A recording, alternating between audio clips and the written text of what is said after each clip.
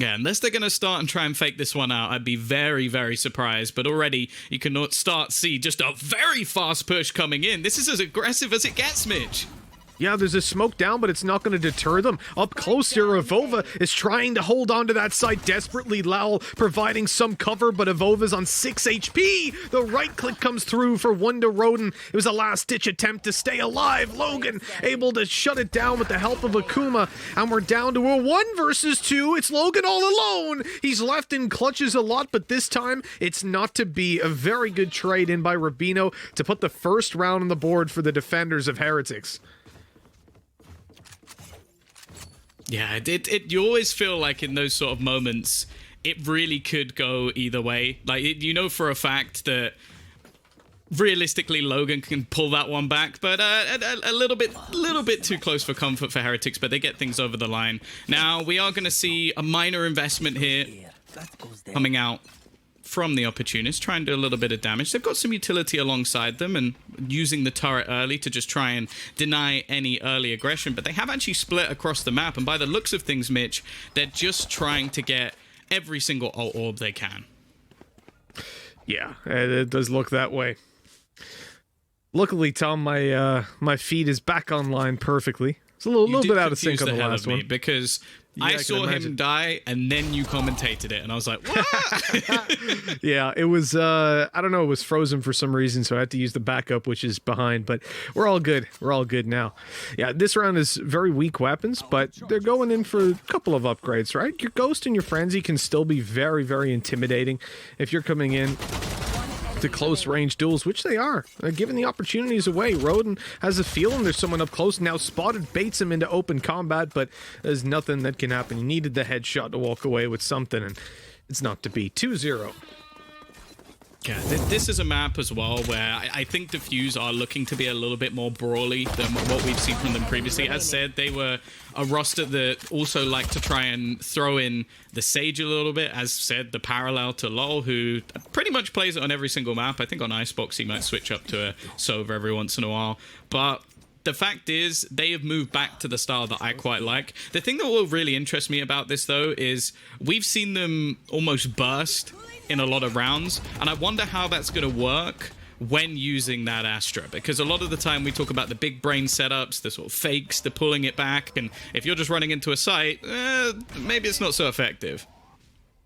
Well, the black hole towards B Heaven, it's not really getting them anything. They don't face off the back of it, so really that's a star just gone, right? For no reason, essentially. Perhaps a bit of presence inside a vent slowed them down, but I'd be surprised. A lot of utility burned up now on the attacking side. They're forced into close range duels, but the Boombot, that's a mistake, which Logan quickly punishes. Vents open for them to take. That is the vent player that they've spotted move up, and they know that it was Raze, but they've decided to back off instead, knowing the rotates will be underway to the A site, and they should find B very, very weak indeed. Yeah, I don't even think Avova knows that this much control has been garnered. Like, this is a terrifying prospect. His teammates gone rotating at the same time. It's Rubino now watching Heaven, but just look at the current positioning. They're almost back to back. A fake's being sold elsewhere, but there goes Akuma. He pounces at the perfect moment, the wraparound through CT, and it's almost too easy for the side of Opportunists. That's a hole that needs to be plugged for Heretics, and very, very fast. Yeah, very good reaction, though, realistically, by Opportunists. They realize that, okay, vent is open, they're going to rotate to A, they won't expect just a shift walk up into B Heaven. Why would you do it at that point? Well, purely to outplay your opponents, right? Expect the unexpected. That's what Team Heretics are taking out of this round as a lesson. And that long-range duel, oh, it's just so hard to win, man. When you've got a Spectre in hand, you hit your double dinks, it doesn't matter. The Vandal's still winning it. And speaking of the Vandal, Lau's got a nice little one here. Let's see if he's going to be a monster, as it says on his gun. If he's going to be able to carry this weapon through. They're not hunting too aggressively, so I imagine he will. Yeah, I think as well, normally, if you're going to be on the attacker side, playing into what is your opponent's bonus round, you don't want to overhunt. Just because if you lose your guns, a lot of the time the man on the other side might have, you know, a sheriff or could even have an SMG. So if you just hand them a rifle, it's a much worse prospect than just keeping onto your gun. In this case, it happened to be the opposite, where Lau actually had himself a rifle, and then you could have lost even more weapons. So either way, we now see both teams actually coming back in with a pretty decent purchase. Interestingly, there's actually no ultimates online just yet, but there's a few players that are very close. And as mentioned, Opportunists thus far have been battling for the majority of ult orbs. Fighting hard for it, committing a lot of utility. And actually, there was something that in the opening round, I think a lesson learned almost playing against the Astra of committing your own utility when you haven't yet spotted out the site. Like the A push that they made, they didn't know there were 3 stars down from their opponent. So as they then went to push forward, they'd already thrown over their nano swarms, their boom bots, their own stars activated, and then they realize, oh, hold on, they're committing to this choke point. And it didn't really matter in the pistol because you'll still play fast and so on, but when there's rifles in hand, oh, it's a little bit different. And in this round, they're waiting a bit, then activating it as they push into the site. Avova on the back, looking to pick off a few as they come on in, but they know all about them. A quick trade to put the advantage into their favor, in the B side overwhelmed as the plant comes in.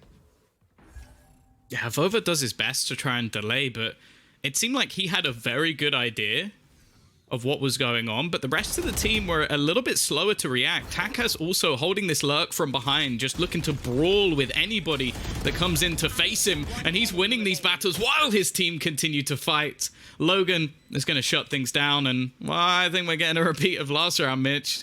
Lowell just trying to run away. Yep, running away to save, this time a Phantom, so at least there's a little bit of a change, Tom. It's still a 1v4, it's still a save, but a different weapon and a pretty skin for us to look at. A fist bump there, and that's exactly what he'll be getting from his teammates if he successfully saves it, and I imagine, again, he will, because Opportunists are not playing all too aggressive. They do not want to play games with their economy, and when you've got 4 players alive, I do think that the benefit of carrying those weapons in such an early stage of the game pays off compared to potentially dropping one guy who could be hiding in any corner as you push forward to quickly punish you and make it costly. I'm quite interested by the fact that they are actually using Takas as a lurking jet. It's definitely not the most common thing. I think it could also be down to which site they're deciding to attack at once, but considering the gravity wells are very much avoided by Jet at the moment, you were almost expecting, okay, they brought in Jet, that means out and out entry fragger, but it's not really been the case. And they're also looking to hold on to both sides of the map almost every single round. You saw the proactive Heretics in the last take an awful lot of map control over towards A, but they still have players lurking, so no opportunity for Heretics to get any real information or fast flanks. When you're the attacking side in this round and you hit tab, you see that they've got basically no money. So it has to be a very cautious approach from you to not overextend and give them any picks. And Takas quickly disengages after being lit to 8 HP as they group up on middle, and they'll look to take some control. But it's so risky, man. Like, versus these weapons, you have to be concise about your plan. Because if you wait too long, if you dilly-dally, something like this is going to happen, where you can already see the full A control in the defender's hands. They've pushed fully up, and the rotate will come in, presumably to middle, where these pistols might be able to crunch in on these rifles if they can delay long enough. They've got some pretty scary pistol players as well. Nuki is someone who I think in terms of individual skill is right at the top of the list of players to watch out for. Rubino also doing a pretty decent job denying, and they have a pretty good crossfire here. Nuki actually gets taken down before he can use the ultimate, but Avova has been putting up numbers. A 2v2 situation, and the rotation is already here. Lau still with that rifle in hand. Looks for the peek back into the site. Doesn't know about the player below him, but it might not matter. The dink's been connected. He can't quite spot Hoppy though. It's a very close round for Heretics, decent in terms of what they had, but I think they might feel a little bitter they didn't get that over the line. 2 rounds saving a weapon, and finally he gets a chance to use it. A shame that he can't pull it off, and exactly as you said, Tom, they'll be bitter. Okay, then Nukia popped his ultimate, but they even managed to take that out of the round, so most of the threat was already gone at that point. It's only the pistols left over. But it's still a bit of a sting, the fact that they found so much damage, so many kills, and end up losing it all.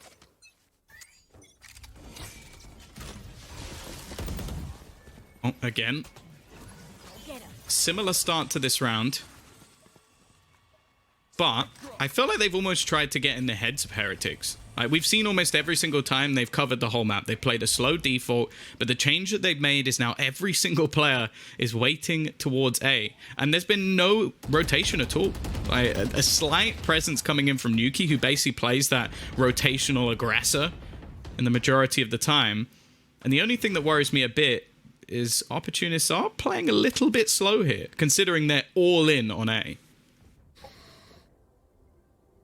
Well, it looks like we're going to see the Cosmic Divide come in, blocking off some of the side, and indeed it's going to be up for heaven, but up indeed. Roden goes into the air and quickly falls. Lowell trying to get some kills, but Akuma's already falling rather, to that nade. At this point, Logan left alone, and he has very little to say about this round. The spike is down on the side. He has to pick every single kill off, and that wall will only help him for so long. I mean, as he moves down, it's already dissipated, and he has no info on where these 3 remaining players are. Pora attempting to be useful, just using the camera to spot as he walks on out, but first contact will be for Nukie as the swing comes in. Pora was even coming out to help his teammate. That would have been a nice trade, even if Nukie fell. 3-3 we go, and a well held onto round by Heretics. Yeah, I'm actually quite surprised they do as well as they do, considering how the round started. Like, it looked like they didn't necessarily have the right read, but Nuki's rotation, even the divide put in by the attackers as well to try and make things as awkward as possible, but they don't really get as much done as I would have expected, so already bringing things back into a relatively even scenario. However, for the attack, well, I was going to say it's not too bad. They do have one player without a purchase, but we can already see the Blade Storm's been activated. Yeah, it has indeed. Looking for a victim, and you said about that fast-paced jet style you wanted to see. Well, here it is, countered by a Rolling Thunder. Rubino comes around for 2, and he is out of there. The advantage is already theirs, but that doesn't stop Nukie from persisting. Now they're happy to sit away on that side and allow Opportunists to do whatever they like. Cypher Utility securing A as Hoppy desperately tries to get more kills. It's only the 1, and a very clean round for Heretics. Yeah, that was clean. I think that's the perfect way to describe it. And when you consider Rubino as well, like, he was my worry going into this match. Like, as someone who, I think most people are a pretty big fan of Niso and the way that he played. He was very aggressive. He took a lot of map control. He took duels that I would say most people should not take. Like, don't learn from Niso. Don't learn from the way he plays. It's not something you can recreate. So I was thinking, okay, how's Rubino going to fit in? Because when he played Sage, it didn't work. Sova on this map's not great. Well, thus far, his breaches look decent. Yeah, well, decent is fair to say. And I mean, I have some experience with Rubino. He was actually trialing for Alliance a while back. We had him for about a month, and it was amazing, really, to play with this guy. He's obviously incredibly experienced in FPS games, and when you look at how he supports a team, playing on an Omen, playing on a Breach, regardless, like, he has so much depth as well. The first thing he'll say to a team is, I'll play anything. What do you need? Like, it doesn't matter. He's like a good chef, you know? He doesn't have to stick to the menu.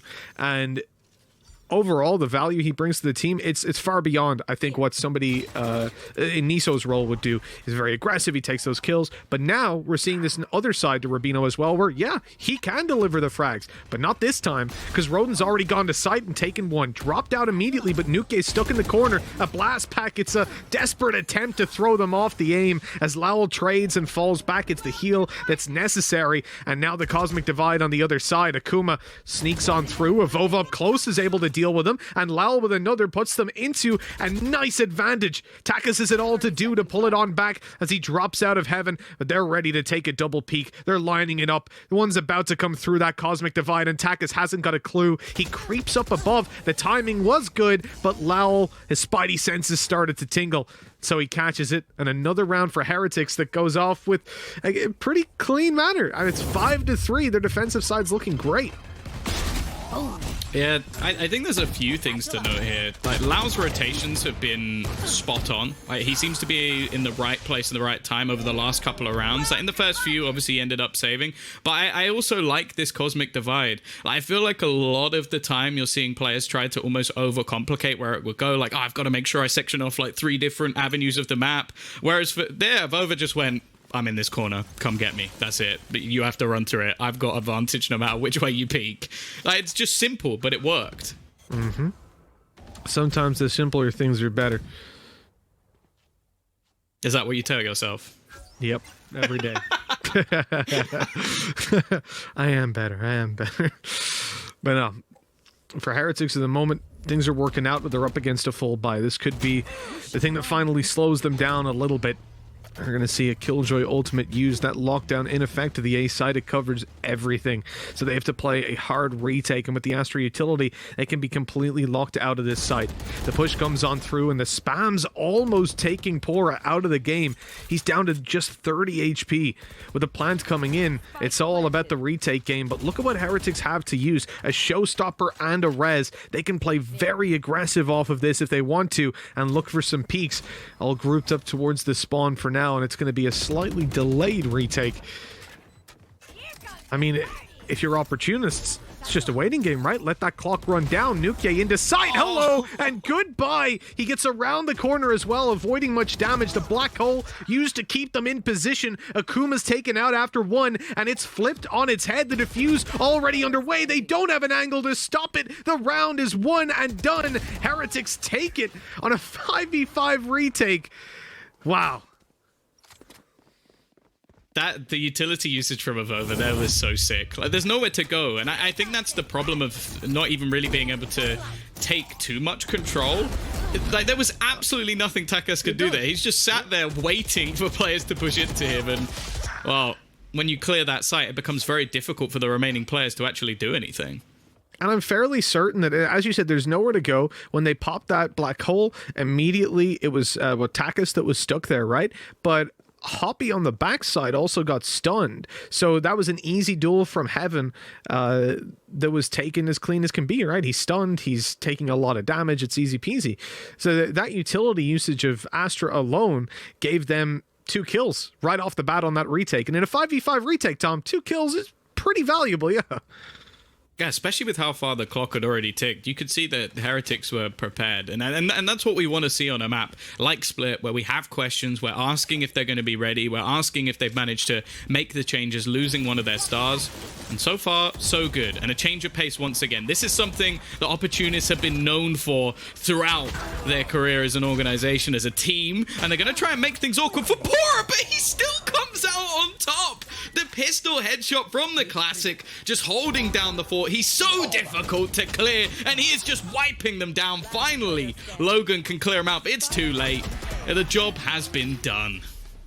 He not only was he out of ammo in his Vandal, not only was he stunned, but he went to the Classic, took that headshot, goes to site, and finds another. That's ridiculous value from Pora on a hold that he should have been out of straight away. Look at this. He's blind. There's a player pushing him down. He kills him. He gets stunned. He gets sucked in by the black hole. No problem. He keeps on going.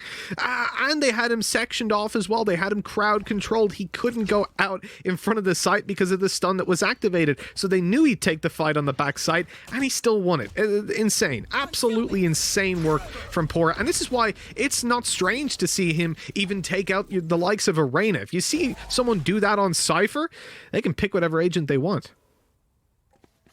Yeah, there's a few players doing that now as well. Like, Killers did a similar thing. You're just like, oh, Cypher players out there to frag as well, depending on the map. I think it's normally Icebox where we see the switch more so, because I don't think there's been too many comfortable Sentinel players on that map. But either way, we are going to have a proper purchase this time for Opportunists.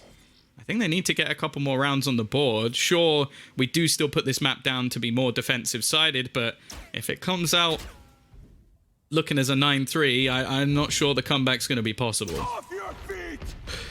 Exactly, yeah. The defensive side, maybe if you've got the 4 rounds, but 3, it's a long push. It does make a big difference. Good luck, Pora Pora. backside again. This time, surely, he doesn't get nearly the same value as before, and indeed not a single kill. The showstopper used to quickly dispatch him. Heretics again facing into a retake on that A side, but this time they don't have the ultimates of their own, and they have a man disadvantage. I mean, everything is looking up for the attackers.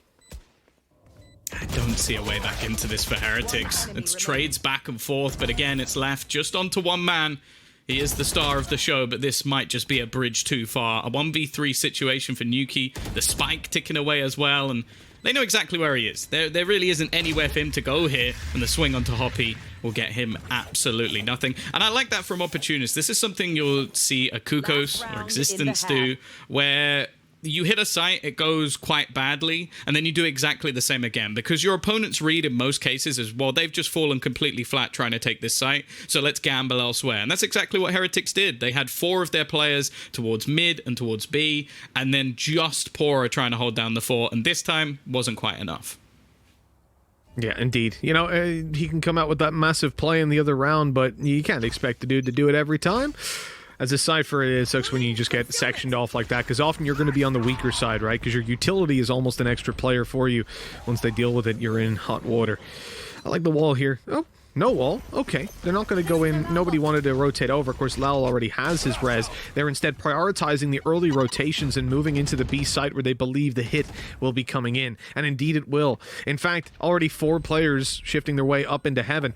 Now, Hoppy was spotted. He's made a little bit of noise, and he's going to try to creep up behind them as they shift their attention and their focus towards this A site. Breaking this tripwire is essential. There's no way past it. And as it cracks, now it's known that they're likely moving here. Still with the wall in play, Lal is able to pop it up, look for a duel on top, can't find it, but Slow Orb goes down. That deters them completely as they move back into heaven, where they found Nukia. It's a 1-for-1 trade, but look at Hoppy's position, finally able to capitalize on that early map control and delete Rabino. Look for the site, where now still 2 defenders hold. Pora on the site dealt with, but Avova is doing the heavy lifting for them. The wall bangs are here. He's moving around as they fall, but Hoppy still gets away with it. A res keeps it in a 2v2, but the retake again is going to have to be mounted.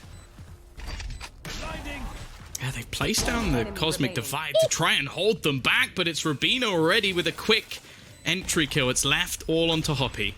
A 1 versus 2. The wraparound's decent. He's managed to get himself back towards the spawn, something they might not be expecting, but with clearing all the remaining positions, they might be looking for that wrap around completely. Lau not quite looking in the right direction, and it's being stuck by Rubino. He comes off to end the life of his opposing breach, and it will now be an 8th round on the board for Heretics. A solid half for them going into the defense, but it's not impossible for Opportunists here, Mitch. That was a left side peek into a right side one. That was expected as well. So Rubino was on a very big disadvantage in taking that fight, coming off the spike, having to re-equip his weapon. So much that went into that, yet he still wins it. I mean, he has been solid all half long. And as you said, Tom, right, 4 rounds, yeah, it's not ideal. No one's going to be sat here moving onto the defensive side with a smile on their face going, hey, you know, this is exactly what we wanted. But it's workable. You can definitely recover it. The pistol round, or at a minimum the second round, is going to be very important. We need to see Opportunists walk away with it. And on the defensive side, you don't normally have as much of a say. 3-man stack towards the A site. They're willing to gamble and roll the dice, but Tom, they might be in trouble this time around. Yeah, the one good thing about their B-site defense is you have most of the utility that you would use to delay. Having a breach there, you can put out the fault line, and you also have Logan as well with his turret, and I imagine maybe a nano swarm or 2 to try and slow them down. That is very fast from Nuki, though. However, he's going to get dropped, and also the gravity well has almost held them back a little bit here, making things even tougher. Still, Mitch, they managed to turn the tide and get the entries they need. Yeah, very well placed smokes right at the start. They heard the turret. They saw where it was. They popped up a smoke on top of it. So your turret's out of the round. Logan had prioritized the ghost, so he didn't have anything else to help them out, really. And that's a tough one. A tough pill to swallow. Roden moving up behind. He just gets cracked, distracted by some utility. And despite a very nice attempt at Akuma, it's only a ghost, and there's too many players to take those fights. Heretics, they overwhelm the weaker side of B, and in dealing with that turret, find themselves a nice, easy 9th round. Also, I do like the counterplay, really, of just putting down, and one of the big pieces of value that you'll get out of this new agent that you see Avova playing is whenever you're playing an Astra, okay, you're on the A side, but you can put down your gravity well, you can put down your stun, and it's almost a nano swarm. You know, most players are not going to push through that if it's in the choke point of B main. Except Yassine. Yassine, of course. Yeah, I think you learned that yesterday, right?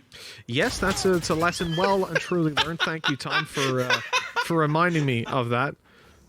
Such a good friend. But no, whenever you're seeing your Jet or your Raze, we know that you don't have to respect that kind of utility as much. And again, think of it the same way as a Nanoswarm. How many times have we seen it where a Jet player is faced up against a Nanoswarm? They just dash in if they feel comfortable. Maybe put a Cloudburst down. Now they're on your site, and you're not ready for that because the position you're in is probably to catch them coming out of the Nanoswarm not already being on site. Oh, the Nebula. Give some safety for Akuma for a moment. He'll hit the dink and do a little bit of damage. Pora left low, but I don't know how much more they'll be able to get. Rodin actually picks off Lau, so there's no heals to be had. And the wraparound from Takas, but Pora, always aware, always ready. And I think that's any chance of this round gone. It should be. Yeah, the retake, tough to make happen. Two-man disadvantage. Low HP on Pora, low HP on Nuke. So those are potential kills, even on range, that they can capitalize on if you can hit the heads right away. Hoppy trying to bait them out into doing something, anything, but it doesn't... Oh, right click. Hello. Good damage.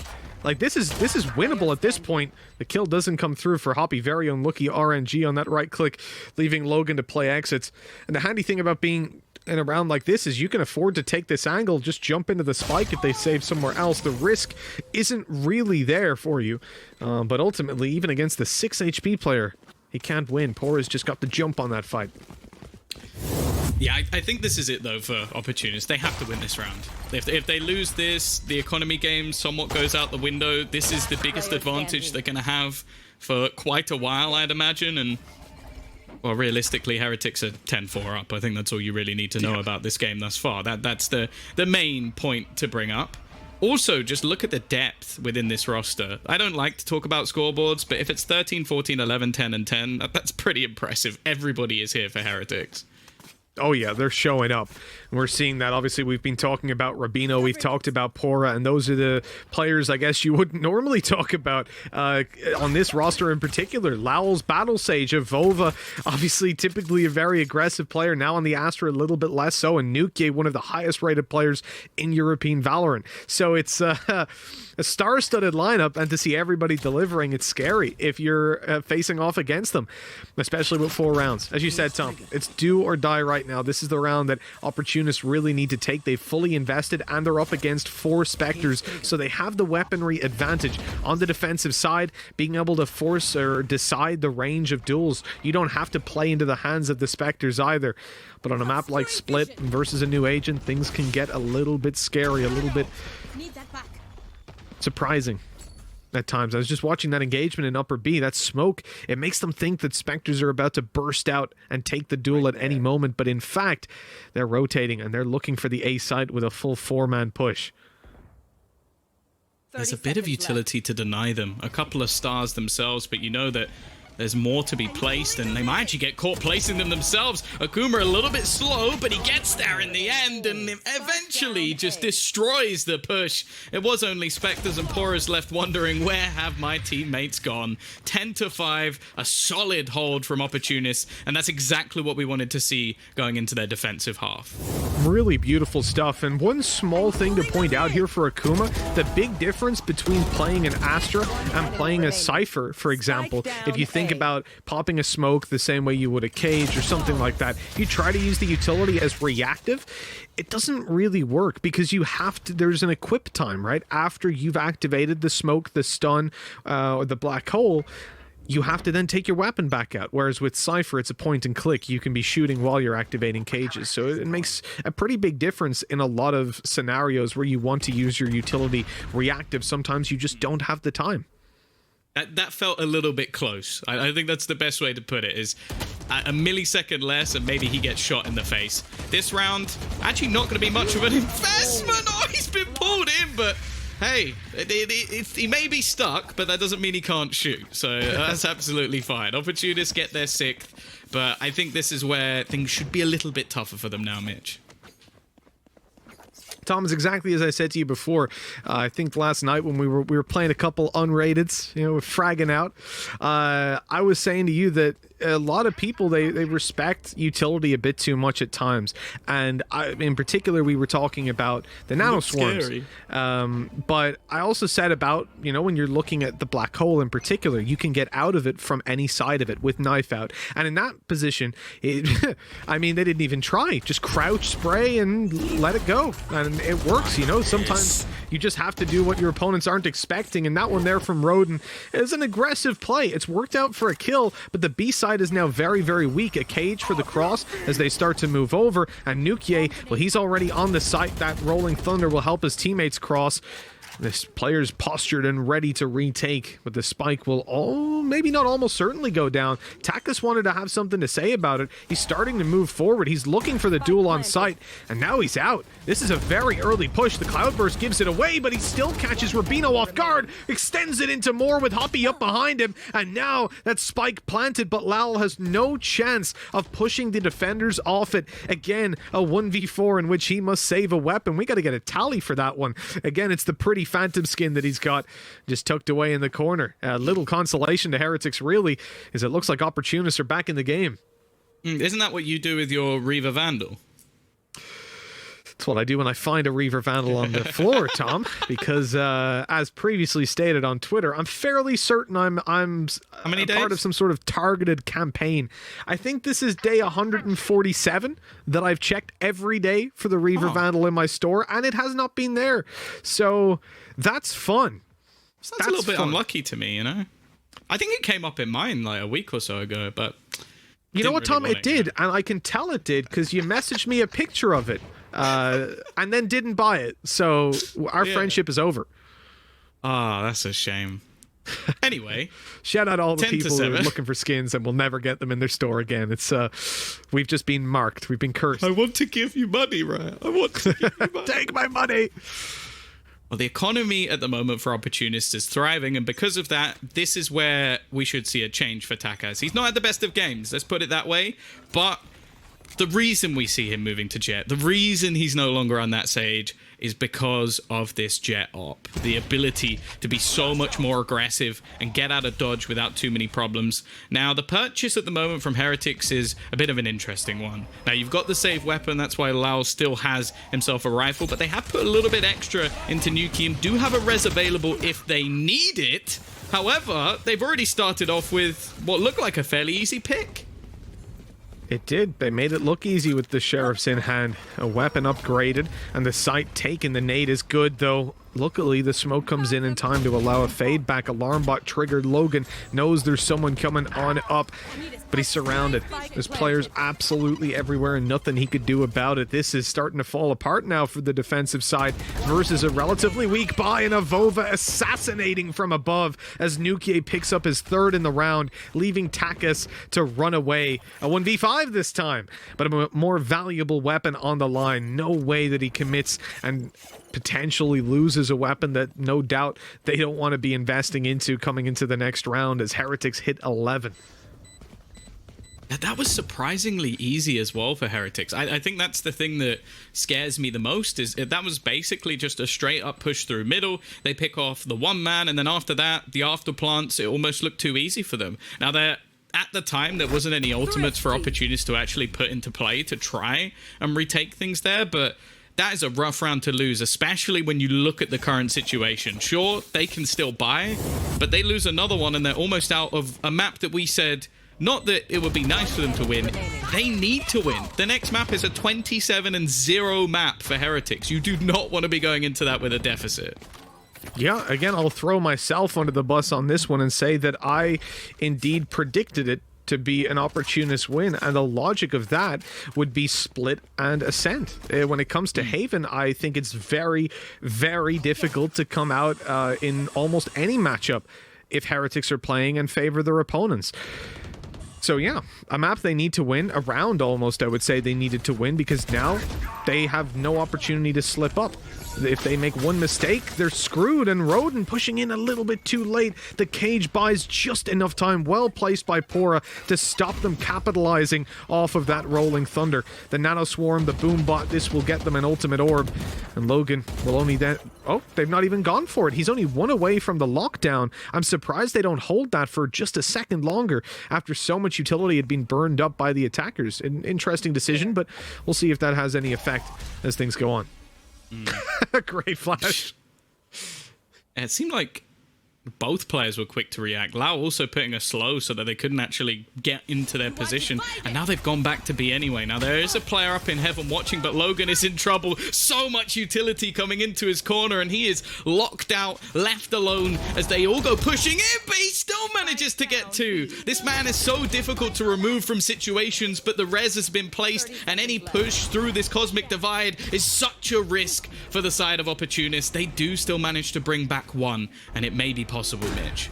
Yeah, these are the things, right? When you've got a Jet who's able to just dash out of there, you can take the risk if you react quickly. But a tough 2v3, they've got to get this one on the board. They're committing to it, and Takis is dropped. It's all on Akuma. The wall broken, and Pora quickly breaks the spine of Akuma as Opportunists don't look like they've got a leg to stand on anymore. 5 rounds in a row needed. Heretics on map point.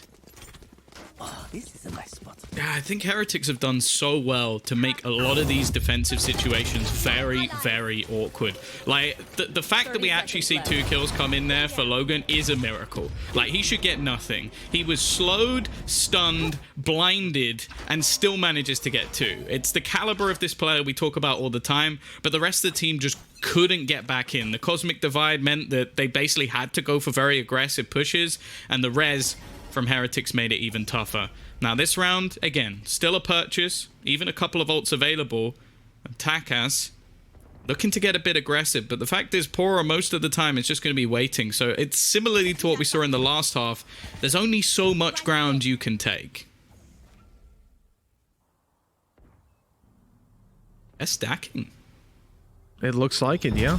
And they've got a lot of utility as well. This is all based off of the position that you've got Takis on, but the problem really is that Heaven is open. They don't have any control of middle. A very strange setup to see a team deploy. Okay, they've got a turret watching for upper B, but upper A, they could already be through. Takis inside the cage. He'll look to move and get back on that angle, but now there's a player on his left, and he could be in a little bit of trouble as the rest of the team moves up into heaven, or into rope room, excuse me, and shifts down and up towards heaven.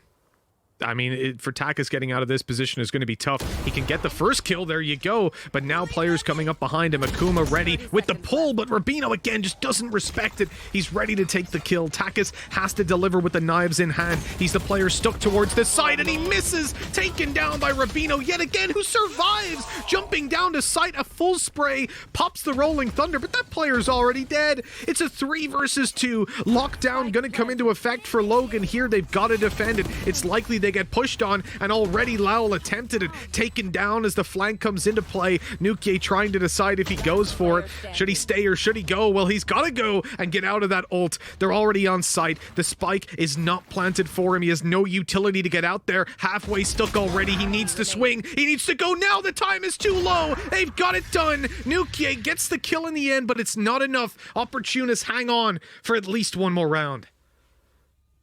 Too close for comfort. That lockdown from Logan is the game changer. The fact that he's able to push them out of the site and at least make things a little bit more awkward, and it did seem like the retreat at least from Heretics was a little bit disjointed. The one player went forward, one player went back. It just wasn't quite as clean as we would have liked to see it. But again, they make things work in those clutch situations, and I have to admit, thus far there haven't been too many of them. That is what we know this French Opportunist side for, is these crazy clutches, bringing things back. But Heretics, up until now, did well to quell them. Oh, Poppy, nice flash, good peek, and Logan capitalizes. You know, this is one of his best, I think the best map for Logan. And certainly when we move on to Haven, when they look at their bind, he doesn't show up in quite the same way, but right here, he's untouchable. I like the usage of the utility from Akuma, but a little late. Nuke knew there were stars at his feet, and he didn't want to mess around and stick around, showing them some respect at least. Moving forward, they're spraying. They're conscious of him being here, and eventually that scares him back. No point in pushing in and taking a duel when he doesn't need to. It's a 4v4, and we've seen the preference of Heretics before. It is the A side, and especially with the position Lowell's in, it looks like they're heading there again. They've also got the rotations held now by Nuki. Left in a luck, and he will pick off one. they know at least that means that both Breach and Astra are on the other side, so they're going to get moving. Over the top of the utility they go, boosted up into heaven. Logan needs to be clutch again, and this time Rubino puts him down. It is all about survival now for Opportunists. 2 players to clutch versus 3. This would be heartbreaking for Opportunists to lose. The chances of winning the series decay very, very quickly. They're definitely going for it, obviously. Heretics on the verge of taking it. Stunned in the open, taking double damage. Not a chance. Hoppy drops down right onto Lel's head, and he's quick to dispatch him. 13-8. So Opportunists have decided to start defense. Let's hope that that was the right decision. A C-long push to begin things. They're getting very aggressive, pushing all the way down. A dash from Takas as they create some space, and now we're going to see Nukie swinging wide to try and take that angle. They're definitely not going to be getting anything then, actually, because the slow, the smoke, the molly, just keeps them completely back over on the attacking side. Yeah, this is as far forward as I think you'll ever see a defensive team go, and Akuma has just come up huge with 3 kills. Just obliterates anybody on the offense, but look at the push from Avova. Oh, he almost managed to thread the needle. It ends up being a crazy kill from Akuma as they will take themselves the round. Evidently a couple of tech difficulties there, but we're back into players' heads, you know? And it's hard. Yeah, exactly what Opportunists are trying to do right now is get inside Heretics' head, pick their brain, figure out what they're doing, and now we're back inside their heads so we can see things from their perspective. Pistol round under their belt, that is a good start for them, but now they've got to do a little bit more. Oh, that's interesting. I always love, like, it still gets me every time I come around a corner and see an agent just floating. It's like... It's weird. Although I gotta say, Astra's outfit is so damn cool. Like the scarf down the side, definitely the best. Cosplay coming soon? Absolutely. It's aggressive from Bora. Straight through, tries to use the cage, and well, it hasn't gone fantastically well. They haven't invested much into this round, so any costs they can create would be magnificent. And well, it's actually gonna be a turret kill, so I don't know if that one counts. It's a buddy kill coming out from Logan. One thing I will mention from the pistol is it's quite cool that we actually see the Nebula used on the other side of the map. So the bait there from Opportunists was they used the Nebula completely opposite to where they're pushing. So you have a player holding, you have a player waiting, expecting some aggression, and instead they all come running through C. So I think that's one of the most impactful points we have of Astra right now, is the ability to just activate utility anywhere while doing something completely different. I do love these setups that you have from Killjoy. The fact that you can hold down Garage, you can hold down B, but look at the stars right now. Man, there are enough of them in Garage. It's like a galaxy over there. They've already activated a poll and tried for some spams. I do like that attempt. On a round like this, you're versus weaker weapons. You know they're going to be in Garage. They're going to be looking for those closer angles. Flash by Hoppy. Oh, that was such a nice setup, but no capitalization on it. Again, Heretics just have the heads-up better weapons. But the fact that, you know, you have a player spotting on long, you try to take that fight, that gives your Phoenix information to flash and make the play. It just didn't work out this time. No, they've denied the plant at least, though. Nice shock darts coming out from Rodin, so that's additional damage at least. Now, we'll say the retake's still unlikely. It's cost that's been caused, which in a round where you're likely to purchase up in the next, it's something. But getting back into this site is going to be so difficult. Every angle covered, a wall holding you out, and facing Nuki, normally someone who you can rely on, but he's actually lost that duel.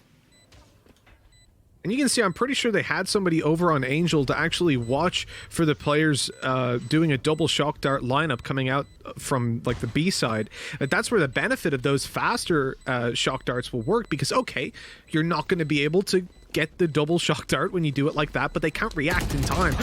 The position was so good, the timing perfect, but they're watching it as they take down Rodin, and players on A are just going to jump into that spike because they don't want the weapons. They only have the weak ones, obviously, and there's no point taking less money. This is a full investment from Opportunists. Yeah, this is where things get a bit interesting. Takas straight away pulling out that operator. It's what we wanted to see more on Split, and it didn't really have the impact we desired. As said, like, he had an uncharacteristically quiet performance. Like, if you're going to move away from that classic Sage, especially on Split, and pull up the Jet, he needs to be fragging out. He needs to be finding openers, and he needs to be doing damage. And that wasn't quite the case. However, Haven is a map where I think the rotational aggressive op it's ridiculously strong. We've seen it since the beginning. I think we'll see it until, well, I don't know, maybe if they reduce this map to 2 sites, it might change a little bit, but I don't think that's happening anytime soon. For Heretics, they're in a little bit of trouble because they've conceded a lot of map control, and you can see that despite that op picking off kills, it's not the op that's the point man of the A play. It's actually Hoppy, who's now hearing steps on middle and making his way up behind into the window, but he's spotted by Lowell. A shutdown from the Sage covering their back will allow the plant to come in. Again, the shock darts to harass them, but not really find anything, and now the retake. You know, in this position, if you're Heretics, you've got a lot of control. There's stars down for the push out from B. They smoke it instantly, so you can focus out towards A. That is so good. Such a good setup. And Avova now able to fall back and use his star. There's the pull, and he's going to swing afterwards now, knowing that Logan is vulnerable. That is huge. So well played by Heretics from start to finish. They only survive with 3 players, but it's still a clean round. I'm really, like, I went into today after watching some of the Astra play we've had throughout the tournament thinking, you know, maybe it's not as exciting as everyone thought. Avova has changed my mind. Like, I'm really enjoying every single piece of his utility. Just seems to be so perfectly placed, and he just makes things really annoying. Whenever you're trying to get in somewhere, Logan's just like, oh, come on, man, now I can't move. Now I'm tagged up by the drone. Like, leave me alone. Just let me walk into the site and clutch. That's what I do. But he even baited him as well. You know, he showed the barrel of his gun. He's like, I'm gonna come, don't move. And then, boom, he's popped, he's vulnerable, then they peek in. Or they don't even, they wait for him to push them down. Because Nuke was backside previously, and that space is now open. Like, everything about that was so well played. That made me very happy.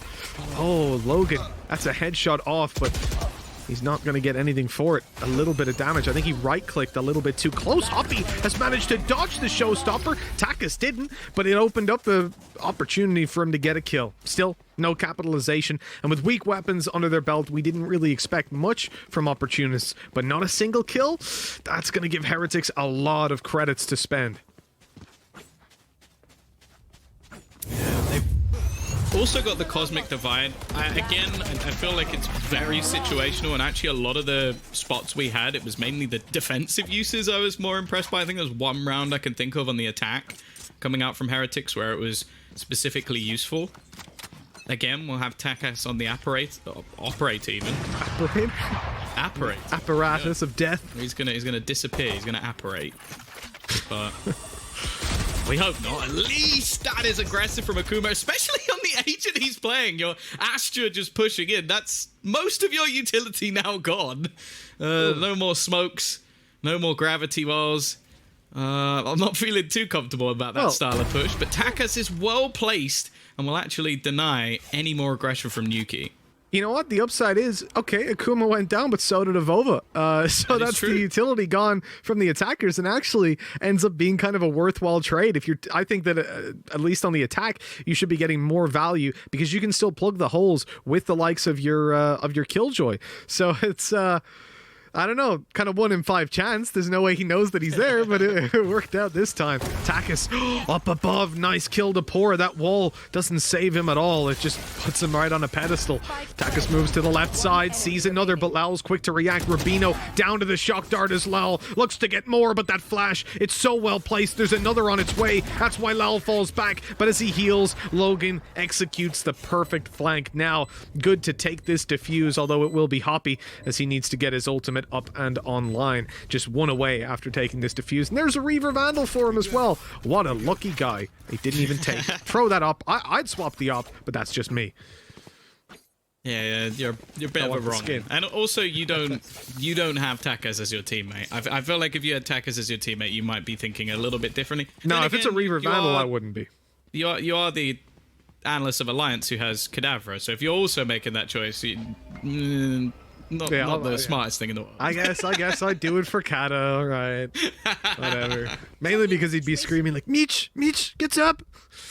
But that was a perfect impression. He won't be offended. 3-3. We're tied up right now, and Team Heretics on that attacking side. We're going to see Avova actually get to survive past the first 2 seconds of the round. There's no crazy play by Akuma.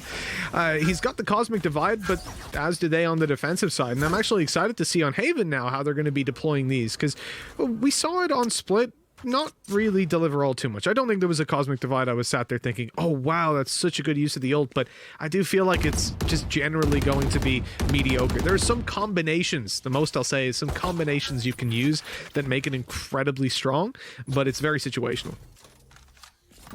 Yeah, you keep your secrets. Well, Roden, strong position, lots of information garnered. They've managed to deny space over onto C, which was the initial plan. They've got a few stars looking to be placed as well for the defense. You are divided. There comes the divide. This is going to put Roden in a bit of an awkward Double divide. spot. He can't really go forward, and in fact, what that means is Hoppy's actually stuck, but he gets away with the battle, wins the duel. It's created a bit of an awkward spot, and the peek back through from Hoppy. Fantastic stuff from him. It leaves Pora alone, and 25 seconds, spike in his hands, Mitch. He's going to try and fake the steps. Oh, it's so damn good, man. It's so good. Like that, we always talk about the Phoenix wall, the Viper wall. Well, exactly this. You're dead. Oh, he almost got that. That was a haircut for Akuma.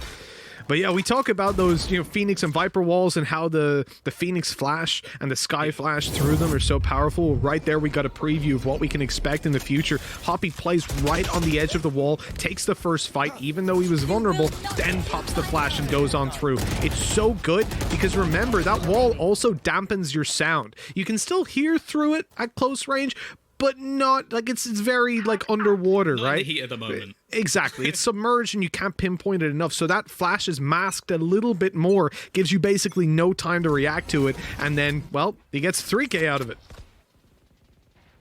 Yeah, this is something new as well for him as a player. Like, we've seen him more as a controller previously.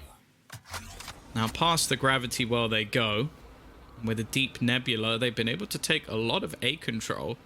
It almost looks somewhat as if there's a retake setup coming in for Opportunists, but look how deep they've managed to get into C. They know that it's either going to be the B site, where they have all of their utility from Killjoy, or it's going to be A again, where I imagine they're going to go for a similar style retake. Still just kind of chuckling to myself that we've had Cosmic Divide to counter Cosmic Divide. It's a first. I like it. The push out to side here, the smoke's in play. They're going to last quite a while. Recon... Oh, it might actually spot somebody because they're pressured by Hoppy. I like that combination. You pop the recon dart and your Phoenix flashes through and pushes at the same time. Oh, Hunter's Fury. It's fired out. It's trying to get something done. At least lockdown's destroyed. Hoppy not going to be caught by it. But the wall, it blocks his flash. Now he's in trouble. He's trying to get out, but the slow keeps him in position. And he continues to push. There's a Phoenix ultimate basically destroyed by 2 pieces of utility. That's a massive counter. As they now look to do a little bit more. Evova ready to swing on his teammates' contact. They know they're coming out. The first, the second, Opportunists are tearing them apart. Rubino is stuck towards short and Logan catches him. What is that retake, man? Opportunists did something that a lot of teams have tried. They have tried to push in through lower onto the A site for a retake versus a Sage and versus an Astra. That's a very, very tough push to make happen. And it works for them. Not only works, but it was clean. Heretics have got to be so upset with losing that round. Yeah, the weird thing is as well is watching this back, it's a dry retake. Like, the only thing down is the Blaze, which I think it's fair to say is probably one of the worst pieces of utility in all of Valorant. Like, it's not a... I'm not sat there going, oh, well, he had the Blaze, so that made the difference. No, help. It's a few-second wall that holds them off and does barely any damage. But it hurts them for like 3 damage, Tom. You know, that can help. It's almost like I have to almost put that down to Heretics Crossfire. Like, I don't think they should be able to get that far out, 3 players pushing the same angle, without you at least getting a couple of kills. I'm with you, man, because they did everything right. They avoided the Phoenix ult. They avoided the Phoenix flashes. They avoided literally every piece of utility Opportunists had. They used up, and they got nothing for it. The lockdown, like, everything was gone. So almost 99% of the threat of that round was out. All they had to worry about was people taking fights. No way, he's still peeking on that angle. Nuki, are you crazy? He gets spotted by the recon, but he destroyed it and then just stood there like, no one's going to spam it now. That's massive. I mean, they're just picking off free kills at this point. And again, for those of you at home, this is a full buy. You know, Heretics have come in with actual weapons. They're looking to make this work with rifles.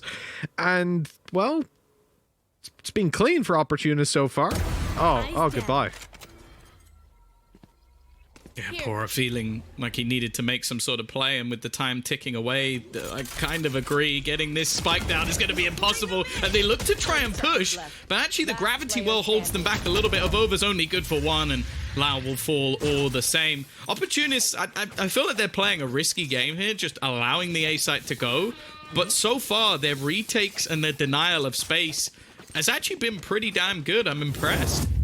I want to make a point quickly for people that might be relatively new or maybe not used to seeing Astra. It could be their first day tuning in, any of that sort of stuff. And this is something that you said to me yesterday, Tom, something you pointed out to me, which is that at the moment, Astra's utility that you see on the sidebars shows you how many of the abilities she has active. Okay, cool, but it doesn't show you the stars.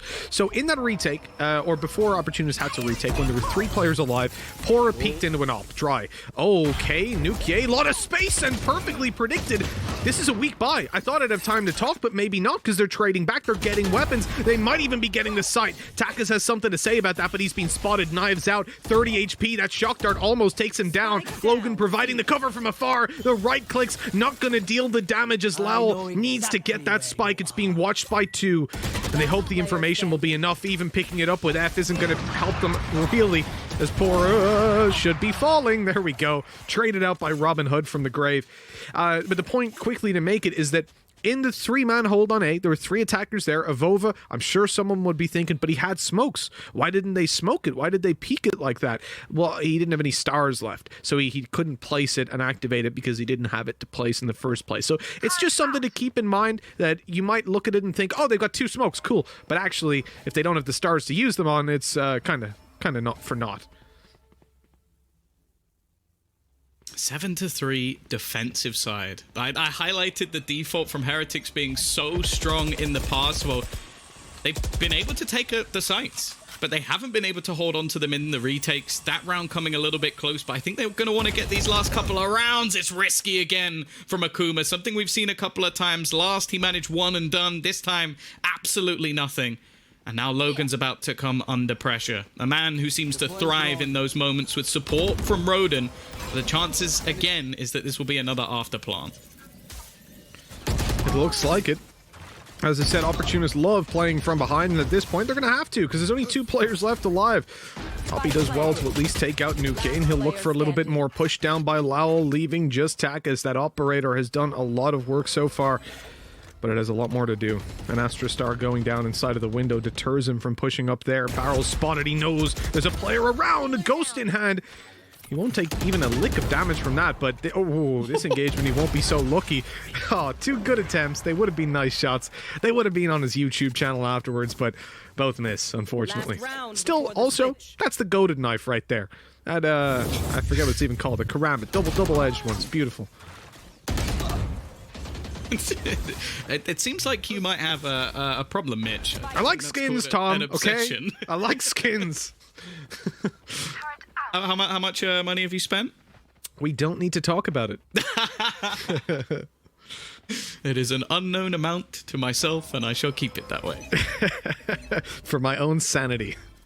Oh, he's going to take the fight again. Now, Rubino has been there to meet him. He spotted 2 players, and they're going to throw in the run it back. And, well, it's very quickly run back, as quickly demolished. Multiple players still here. Remember holding on to the garage as well. And Hoppy, he's so low, but he's still battling. He's still brawling and looking to try and escape. Pora will be brought back from the fray. And it was actually a safe res as well. There was nobody able to really capitalize upon it. So a 5-on-4, a low player as well. Opportunist in a bit of a rough spot in this round. A rough spot indeed, Tom. You know, they waited a long time there on Takas to try and get the shot with the operator, but Heretics were very disciplined in not going for the peaks. They knew after they lost 1, they could get the res out, and it's worthwhile with the man advantage sitting firmly in their favor until Takas finally got to pull the trigger on that weapon. Moving to the A site now to support his team, and we're going to have a nice Cosmic Divide. Hoppy in trouble, pressured, and taken down. They don't know about Roden, though. They suspect it. Oh, Cam's going to go through Roden. He's been sold out. They know he's there, and he has to make a move. Catching off Pora on the push in. Gets him. Not quite the expected angle, evidently, but he's still dealt with eventually.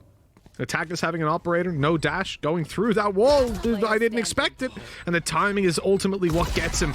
Oh, that nade is so good as well. Nuke, he read Logan like a book. And that is 5-7. Heretics doing well to close that one out. Yeah, there's just situations in games where like you go, I haven't really said too much about Nuki for a while, and then he just demolishes everyone. Like that was a 4K round from him. A lot of it was good utility usage, but also just swinging into angles and finding picks, getting rid of an operator player, even holding for him. It was wonderful stuff. He's why he's considered one of the best players in the whole of Europe, probably the world. We're yet to really find out. 7-5. I think Heretics would have expected a little bit more, if I'm honest. There are a few rounds with afterplants that I think they should have held on to. And Opportunists doing very well in the retake. Now they go on to their attack. And while I think we're seeing some very different strategies here, with ghosts across the board for Opportunists, and a lot of utility for Heretics. Most definitely. Opportunists going in for the very aggressive pistol, shall we say. You don't see it every single day. Camera destroyed, the information given. Wall down. I like this. On pistol, the wall is just so valuable, and that stops them in a number of different levels. Poor the one to take the aggressive stance into garage is a bit of a surprise, especially when the wall is up. You know they're not going to be looking anywhere else. But he still manages to do a lick of damage to Takas before falling on back. This time, though, he's not so lucky as Roden deals with him. They get the site and look to get the plant, but it's not on B where they'll do that. It's A instead as they push all the way through, question mark? Looks like they're cancelling that call and looking instead to the site where they should be able to get the trade, and now finally a plant. You look at the positions from Heretics, they have 2 players in spawn. I mean, they are flabbergasted. They have no idea what's going on. God, this is a back and forth. Nice shot from Rubino, though. He's trying to deny them access to this C site where they look to try and get that plant down. Logan has been waiting to see if anybody pushes through the attacker spawn, but it hasn't happened just yet. And he'll eventually find his place within the garage. All 3 looking to try and get it on the retake from the spawn, and there's no one watching at the moment. Oh man, look at this for Hoppy. He's got a teammate to back him up and hits the shot on Anuki. Eventually, Rubino spotted now as the last man alive. The bait, but he's ready for it. His brain is too big. Logan thought he'd catch him by surprise. Luckily, Hoppy's able to finish the round off. But that was close. So well read by Rubino. When he saw that player, he sensed, this guy's toying with me. He's waiting for his teammate. Flicks over, takes Logan. I love that. These rounds have been so close. It's been a very good map. I was expecting Heretics to come out and almost dominate, and instead, they're looking a little bit flabbergasted. That's what we expect, though. Like, all the top teams are going to be looking into each other, analyzing the plays that are made, and sure, there hasn't been a massive amount of time between the 2 events, but it seems like a lot of teams have come in very well prepared. Kuma already just going to start prowling his way straight down. I was expecting a lot of Astra players to be fairly reserved, a bit passive, ready to use their utility for the good of the team. Akuma has decided he is the entry fragger at the same time. Yeah, it's an interesting approach on both defense and offense, but hey, it's working evidently. Shock dart down will deter any further aggression. Another on its way, and these guys are back and forth. It's like an accordion watching them move. Eventually, they're able to make it out, but not much comes of it. As another round for Opportunists. And Tom, we said Heretics were undefeated in BO3s and BO5s, but recently those records shattered. The only thing they're left holding on to, nobody has ever beaten us on Haven. 27 times we've been challenged here. But the 28th, you know, historically, it's the 28th straw that breaks the camel's back. Of course, yeah. Would be a very small camel. Or a very big straw. Very big straw. Okay. Alright. Well, hopefully it's some sort of renewable straw, if it's that. 9-5. This is where, well, Opportunists are in a position where if they can even do damage here, that would be massive for them. Like they come in with a Marshal, SMGs, even a pistol in the form of a Sheriff. It's going to be a very fast take coming out from them, splitting straight through the garage, where in terms of weaponry, they don't actually have that much of a disadvantage. And Hoppy, okay, it's been spectacular, but this is a good position. He loses the duel! I thought he had that one dead to rights. Takas has also landed a headshot with the Marshall. This is falling apart for Heretics. It's down to just 2 players, Mitch, and they need to turn this around. This is such an important round for Heretics, and yeah, that man disadvantaged the weak weapons from Opportunists, but they're delivering. Time is starting to tick away. Pora needs to make a move. He's spotted, but he gets the shot off to Roden. Stuck in a corner, back against the wall, but he bites back. The site now clear. They see that with the cam. The smoke is in play, but they're ready on the lineups. They think they've got it. Sheriffs, Marshals, they do a lot of damage, but not a high rate of fire. Ghost comes out, halfway stuck. Smoke's still up. It's going to go away, and the kills come in for Takas to save the day. Opportunists, they put double digits on the board, and Heretics, oh, they are being left behind in their dust. I don't want to jinx them. I don't want to do it, Mitch, but if I'm being an unbiased caster, removing all of the previous things I've seen, even removing the fact that I really like this Heretics team, this is looking ropey. Like, they just lost a round that was basically just a fast C hit, very quickly through Garage. One of the most common strategies you're going to pull out in a round like this, let's be honest. It should be something they expect, and all over the shop.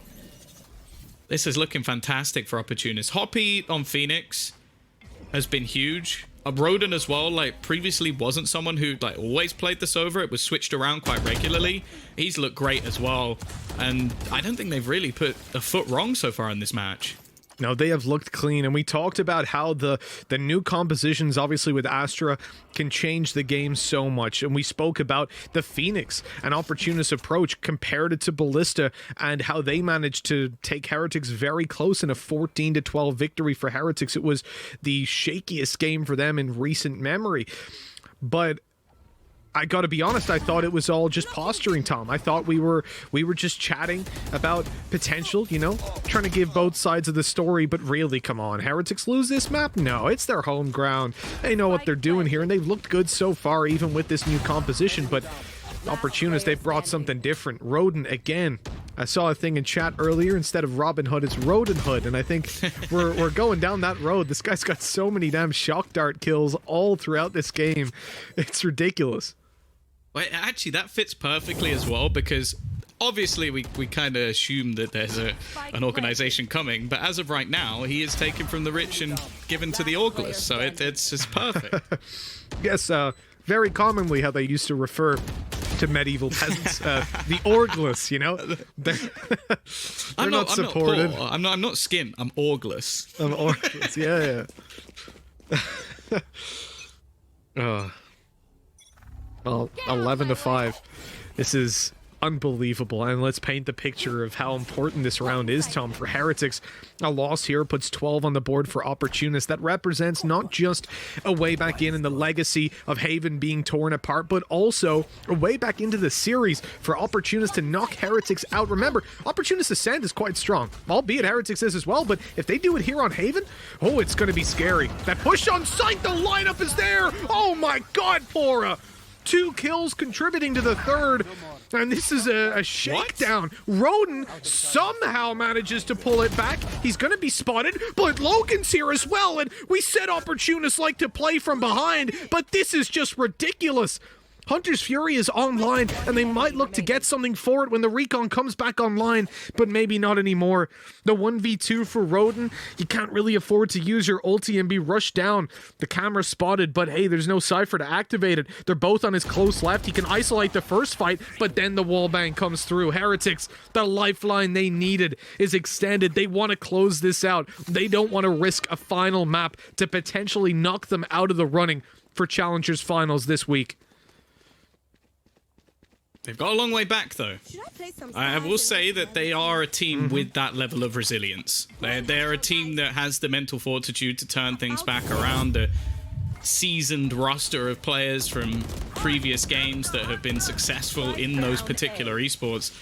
This take, though, it looked done. Like, let's be real. We saw those first 3 kills come in, and I was like, round over, easy peasy. And then another kill with the shock dart, by the way. There's been so many of them from Roden. He's been putting in the prac, that's for sure. Who? Roden? You mean Roden Hood, right?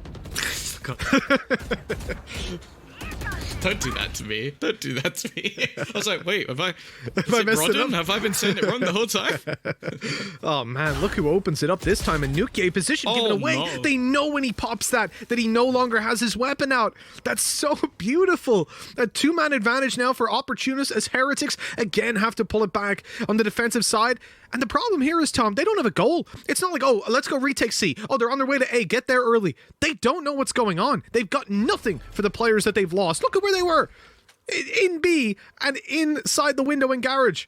At the moment that they are left gambling. But luckily, it seems like the gamble's paying off. They're moving towards A, and there are a lot of players here. In fact, it's Hoppy pushing forward with that Phoenix, looking to take the duels, and he spots a player close. The trade comes in for the ultimate. That's a free extra player, basically. Vova and Lowell on the back of the site dealt with one after another. Trades can come in. Now they just take the fight together, and there it is. The double swing. 12-6, and Opportunists, they're looking to take this all the way. I mean, 6 rounds in a row, Tom. Heretics are good on this map, but surely they're not that good. No, I have to say at this point, my belief is gone. Like, it has been a rough match for them for sure, and I don't want to take anything away from Opportunists. I think they've been superb. I think the victory is earned at this stage, and when you look at what's coming in on the other side, it's not great. Like, you've got a couple of rifles. Maybe in the last map I would have said that it was possible, but from what we've seen so far, it's not been the case. And Rodin's still thriving. I have a Vova jump spot coming from Rubino. They at least have some information that Takas is here, but that doesn't really tell you much. He's been lurking on the other side of the map for a lot of this game. Now, there's still plenty of utility. A gravity well here could make things quite awkward, but instead, we're going to see the Cosmic Divide just section off this site and allow them to clear all of the early angles. This is not the kind of round you want to be fighting off against. A Vova on the backside. Oh, I like this. The drone through, you spot the players, but the thing is, if you don't have damage-dealing utility, you can't do much about it.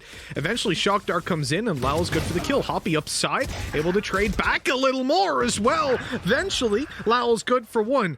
The man advantage maintains over towards the attackers. As they look to move onto the site, it's only one hope really for this round, and that's the flank from Nuke. He already dealt with Logan. In comes Lowell, taking the timing, but that operator still in play is the one to take the shot, but not the kill just yet. Up on top, what is that?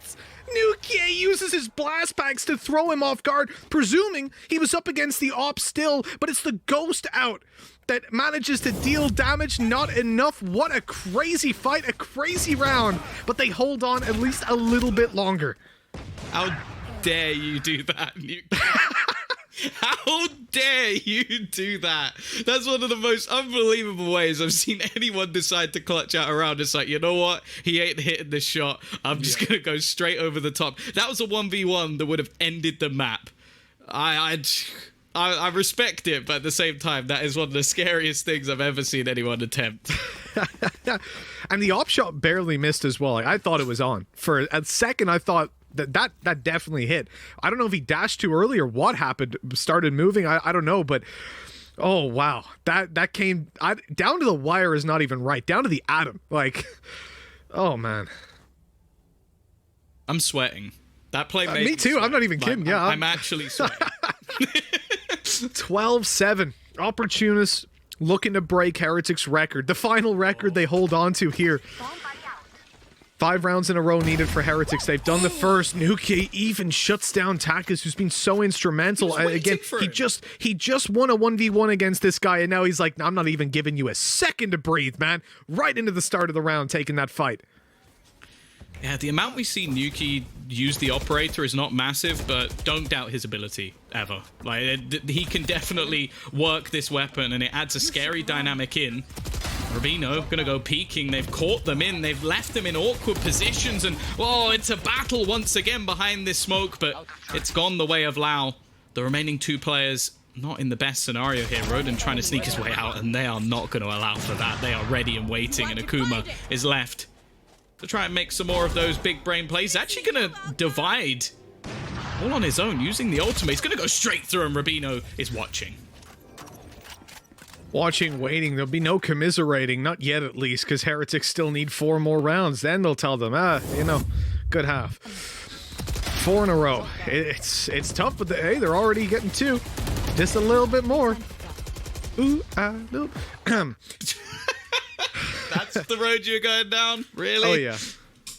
Such a good song, man. On par, and I cannot wait for the next meta when Viper comes in even more so I can get my Britney Spears out.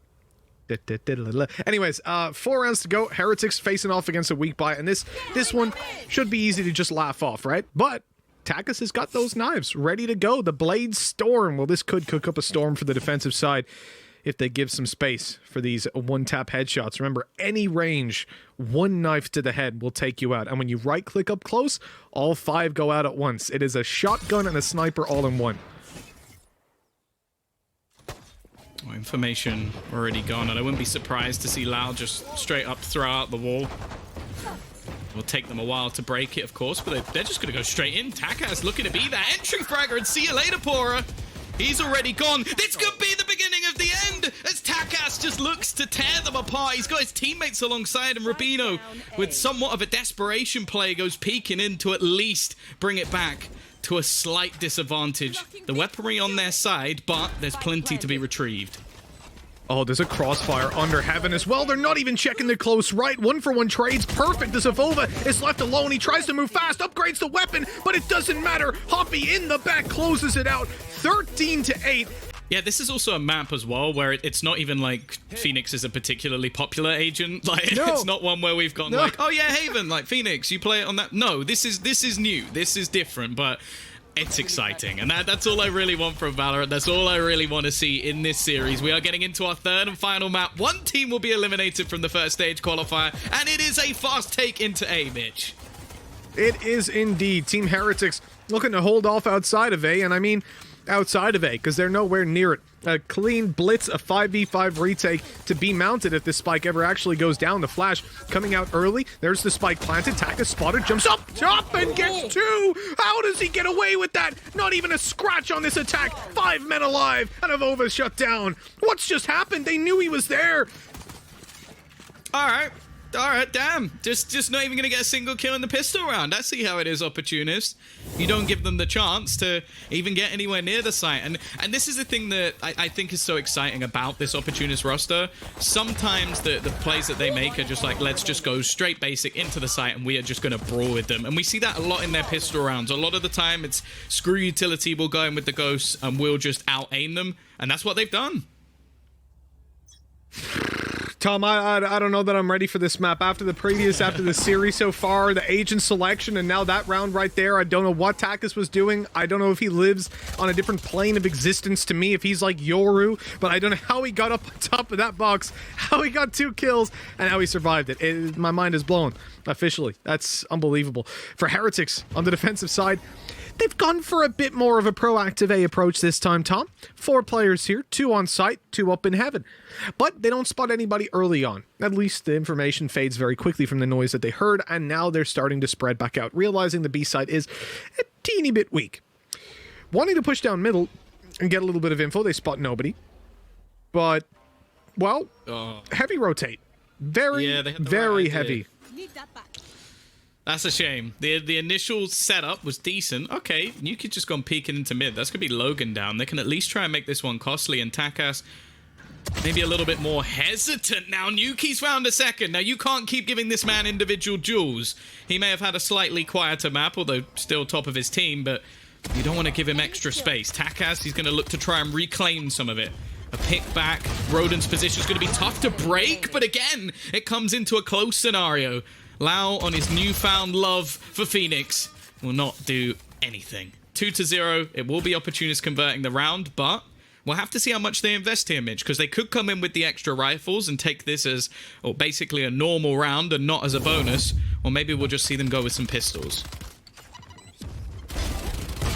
I do feel for them as well over on Heretics, because not only, as you said, the initial read was perfect, they moved to B, but they also wanted to like put a recon down on B, presumably, waiting for it to tick back up. You pop that recon, you can rotate immediately. When you see B main is cleared, leave a 2-man hold, you've got 3 on A.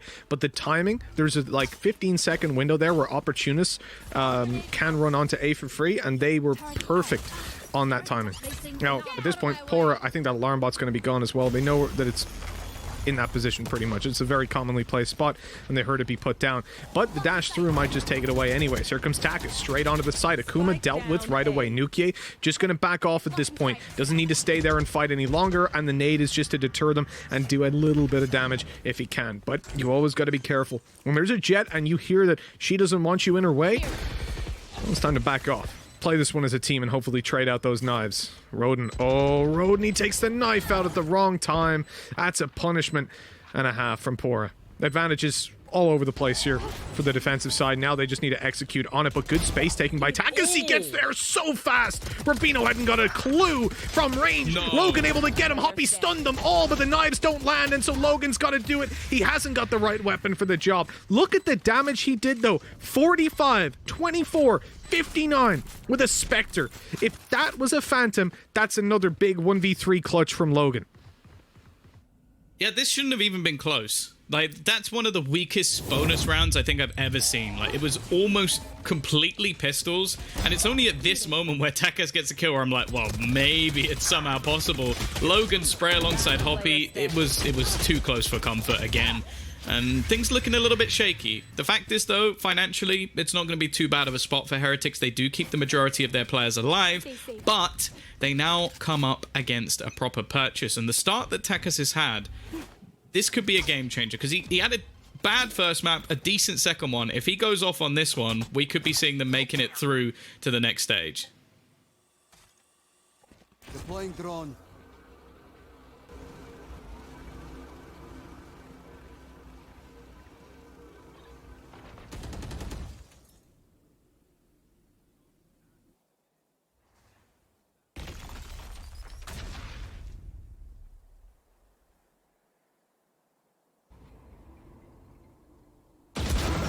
Shot.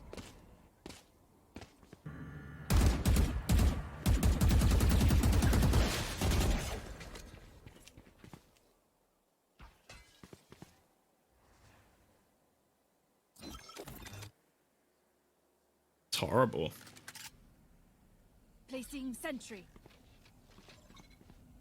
Over, not with the greatest weaponry either, but he's just going to deny. Use the Nebula. They're going straight through it, though. Takis gives him that close-range battle, and Avova, well, he'll welcome it. Nice shot from Nuki as well, although I don't think that was ever going to miss, and they cleaned that one up like nothing ever happened. A flawless round out from Heretics. They can upgrade some of the weaponry as well, and maybe some of the shakiness of the last round. Well, that's completely gone, Mitch.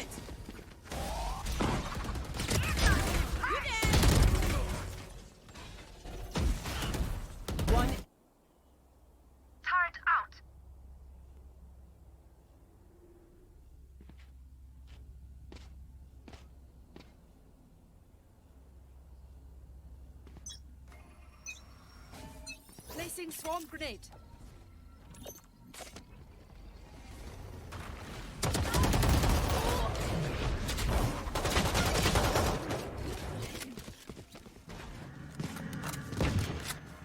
Bomb buddy out. Reeved sight and... Oh, that's such a simple mistake, but it costs you...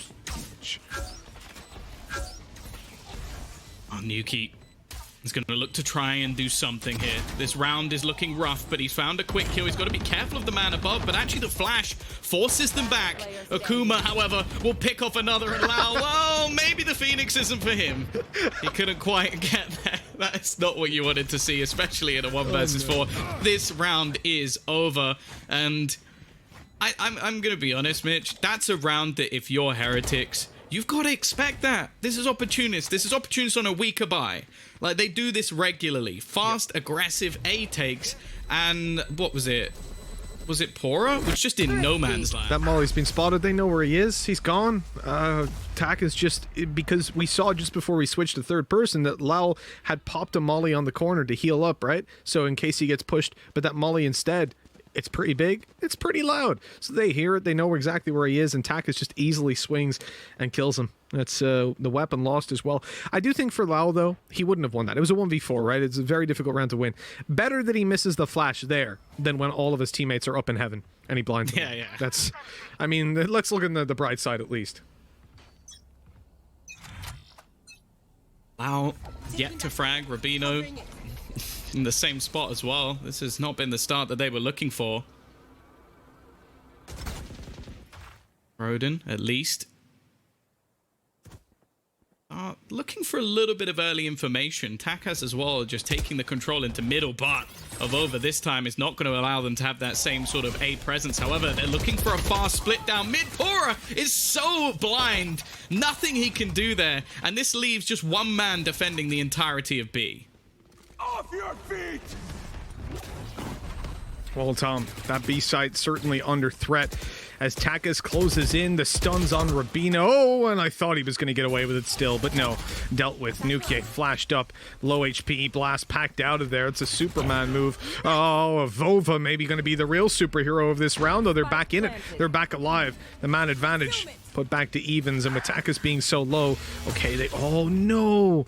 The kill from Roden, that makes it much more difficult to utilize. Avova moving out to the safe spot inside of B main. He'll have a slightly better angle to approach on from here, but the time is now quite low and a bunch of kills to find. Takas on the back. He's going to be wall banked down. A good pre-fire by Lal early. They'll move to the side to get a little bit more. Wall goes up, and it's not really covering anything. Roden Hood doesn't need his bow and arrow because he's got a gun. I think it would have made it a bit of a more aggressive and scary story if that was the case. He just pulls out the gat halfway through, but yeah, it is a Opportunist taking themselves a 4-2 lead, and thus far it's been some of the more basic strategies for them that have been working, like the fast take into middle, again, something that both them and Heretics like to try and do, the split through, which, well, normally works slightly better if you do have a Sage available to you, but they didn't seem to struggle whatsoever. I want to give credit over to Hoppy as well. Like, so far, his flashes have been on point. Like, we've been seeing so many players from Heretics just left in no man's land and completely blind. This from Pora, though, is a complete change. He's going to go pushing into mid, and actually, he's able to get out of there. Escapes without a scratch, but he's left a snake in the grass, Nuki behind. You are divided! Well, the map is divided, but the players are not. Team Heretics very much focused on the A site, but look at this push coming through by Nukia. You see him over towards mid, but he decides instead to back on out. Yeah, as soon as he's seen on range by Roden, it's like, ugh, you're going to do 145 to the head, and it's not worth it trying to get 2 bullets to connect on range with 1 headshot out of those with a Sheriff. It's just not going to happen. What I don't like versus the pistols is what Roden's doing, because look at that. The second that he gets a kill, they're all like, go kill him. Let's just go get the weapon. Easy peasy. Now they've got a Vandal there and a Vandal down on bottom mid, or, well, the middle of mid, being picked up. Pora manages to connect a kill with it, and that mistake, oh, it could come back to bite them. The turret not spotting Logan up close. He's not good for more, though, but Takas closes the round out, thankfully. Still, Tom, look at what they came into this round against, and they survived with 1 player. It's close, but no cigar for Heretics. Yeah, a solid round from Pora, especially. Like his aggression, peeking back through mid, using the solo rifle to do a lot of damage, having teammates almost go out to try and give him that advantage in the duels, but unfortunately, I think it's actually the turret that almost loses them the round. Like they could have had a much easier kill onto Logan, but instead he's able to just dodge it, knowing exactly how that turret works, of course. And 5-2, a solid start for Opportunists. And they're going to come in with a comfortable purchase nonetheless, and Takas again. This Blade Storm has been a bit of a menace for Heretics so far, and Nuki, this is horrible. Just getting bombarded with utility. They know exactly where he is. In fact, Lau's going to come out again. He's going to flash himself. The curveballs are just going completely wrong, but it seems like he's getting away with it. Rubino traded out in mid, but it's worth the trade because Lau comes out on top, and Avova is patiently waiting for anybody to try and make a play through the smoke. Logan creeping up triggers the alarm bot. They know that he's here. That's such an easy fight now because he's low HP, and Nuke even gets the headshot. Takas moving to the B side. He'll cross over. No, he won't. He's actually going to go all the way into spawn, and Nuke is low. This is a very favorable duel for him if he can isolate it. He has the updraft, but that player's right beside the wall, instead creeping around behind. Oh, no! That almost went sideways pretty quick. But the kill goes his way. Now side is his. A player quickly moving into main, and that's Lal. He might be able to catch it down the alley. He's on his way. Oh, that's a good position. Takas doesn't expect it. He was given an opportunity, right? A little bit of a whiff shot by Lal as well, but in the end, it goes his way. Heretics, they take it to 3. Honestly, there were so many scary moments in this round that I think I'm going to need a new pair of trousers. Because just Lau flashing himself as he tries to make his way through short. The missed knives coming in towards the end. Again, it has to be said, solid use of the gravity well to just pull him into an angle where, sure, maybe if he hits the instant headshot with the knives, but I think you're just in such an awkward spot trying to plant the spike. Heretics, they scraped through a round. Economy-wise, both teams in similar positions, so we're not going to see any pistols in just yet. Rodent with his ult, but it's mainly the look at Heretics. The Divide available, Hunter's Fury, and also the Lockdown. They're in a solid spot if they need to retake. That they are. The drone coming through, going to be able to spot out a couple of players, and in fact, I think all three. Don't know if the flash popped quite in time. That could be huge information to play off of, and indeed, I think they got it, because look at this. Immediate rotate towards the B site. Swarm down to cover out the right corner. I love that utility commitment. They've managed to make it up close. They can close the door if they want to. They're looking at the site very, very quickly. Pora under threat, under pressure. He somehow isolates a second kill. Now even more 1v1s, but this time Hoppy is able to close it out. Man, disadvantage. Great hold again by Pora. He's been so consistent, even when he's being pincered by multiple players, but Roden caught on the flank. The advantages managed to thin out even further. Player blocked out in B main. Recon actually going to see the player, and despite a good bait, it's not going to work. Kuma only good for one. That's unfortunate for Nuke. Go on, do it. Do it. You can tell right now as well, he's just like, I could kill you. I could take this defuse. I want to get my ult points back, you know? Say something nice about me now. Oh, 5-4. A much better round as well. Pora, I feel like he's put in this situation an awful lot where he has to basically hold down the side, but it's something he is so very good at. The reason we spoke about him earlier being potentially placed onto Arena is because in terms of individual skill, this man's off the charts. He's off the chain. So, didn't happen today. Well, again, we are looking at the purchase coming in. Hoppy actually going to have to drop down to a Guardian, but that hasn't been too much of a burden for them thus far. And again, they look to try and battle into mid. The finance is not really there for an operator to come out, but it's not something that, as said, Nuki uses too often. Lau, you need to get the distance of those curveballs down. It's now been 3 that we've spotted. I feel like the observers are doing him dirty. Like, oh, he's got flashes. Let's see what he does with those. No, but look, it can happen in the early days of playing with this. Lau backed off that wall. It gives him nothing to really work with at this point. Luckily, Rubino hadn't been spotted. They were looking elsewhere, and this attack, it's crumbled. Akuma left alone. He's got the Reaver Vandal. I wish I had. As he moves towards the side. Oh, that's unfortunate. He's just double peeked. That's something I'll say Heretics are very good at. They don't get carried away with like, oh, there's a guy here. I'll go quickly and get it. They take those fights together. Okay, we see Logan get the kill. Or not Logan, sorry, Pora, but he has the trade there, right? You have another player down the bottom. Rubino swings at exactly the same time. They're never taking 1v1s, it feels like, unless it's essential, like Pora backside. Yeah, they were very ready for that take as well. And also, Hoppy did actually commit the Rolling Thunder. So there was quite a bit actually invested into that round for Opportunists, and they really didn't come out with much at all. In fact, that was almost their economy-saving round. So from what was looking like a quite damning position for Heretics, they have brought things back once again. As said, mental fortitude of this squad, you can never count them out, but they've had struggles in rounds like this. We saw them earlier lose to the Pistols. Now, there isn't a Blade Storm, and in fact, it's actually the Nano Swarm that is going to find the first kill. With Akuma already taken down the 5v4. Whoa! Prompts out the Hunter's Fury, which catches Logan exactly and clears down below. This is great, because now if they just pop that flash... Oh, you need to stand closer than that. If you pop that flash, they're going to feel so comfortable to just rush out and take those fights. Lau... Okay, there we go. That's it. Yeah, he goes a little bit further just in case. I appreciate it when the mistakes have happened. But now they've managed to sneak underneath. And this might not be expected. Oh, but never mind. He's out in the open. Hoppy's dealt with right away, and the defuse comes through. Yeah, these are the sort of rounds that, if you are a Heretics fan, that's exactly what you want. Calm, collected. Sure, the plum goes down for the opposition, so they get a little bit of extra cash into the next round. But it's not really going to be something that bothers Heretics at all. And now they can come in with whatever purchase they want. They've saved absolutely everything forward. And this was clean. This was exactly what we want to see from the roster. In fact, so much so, I think Opportunists are actually coming in with a pause of their own. So a little bit of time taken.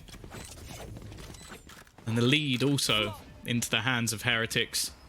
Of course, for anybody who doesn't know, the loser of this game is out. We'll have to go back through the second qualifier, and I'll be honest, like, there's so many teams that we saw didn't make it through, yours being one of them, but also we got the likes of G2, Liquid. Next up. It's a scary time to even head. In fact, I haven't mentioned Ascend, which they are the champions of Masters 1. So they are a team that you could potentially match up against. You do not want to be in that second qualifier.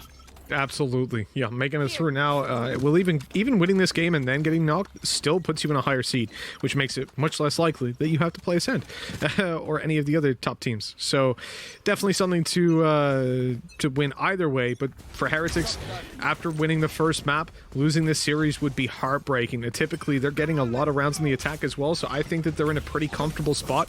Even if, oh, here we go, old push, Lau, he's shut down. And that's one of the problems, right? You run into 4 or 5 players like that, they're just going to pre-fire you. But the upside is he has the info. That's given away anyways by the lockdown coming into play as Heretics look to defend a very passive retake, but the player's being spotted down below. I'm afraid he is just dead. There's no way out of there for Evova.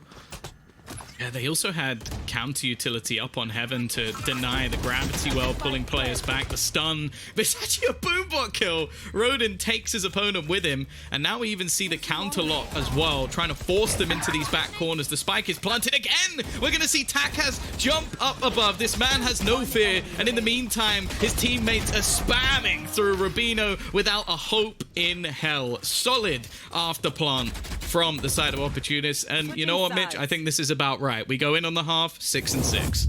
Speaking about the after plan, you know, this isn't something that they've necessarily rehearsed for every round that they push the A site.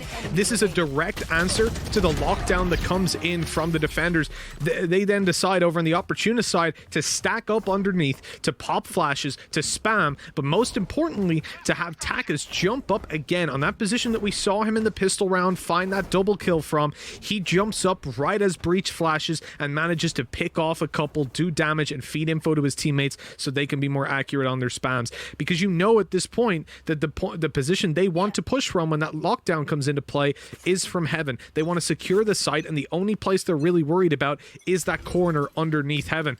And so that's where they go and completely destroy them on the run out. I love that reaction and that read from the now defensive side of Opportunists.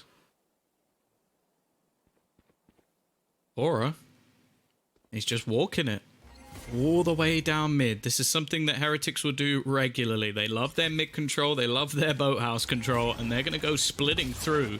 Now, there's still a player at the back of the site, but again, the pressure is going to be on Logan, and that's 2 players who've just burnt down incredibly low. Fire hurts, guys, and good luck to Logan. He's only going to be able to get 1. They are holding this Nebula as well. Nobody making it back into the site before the plant.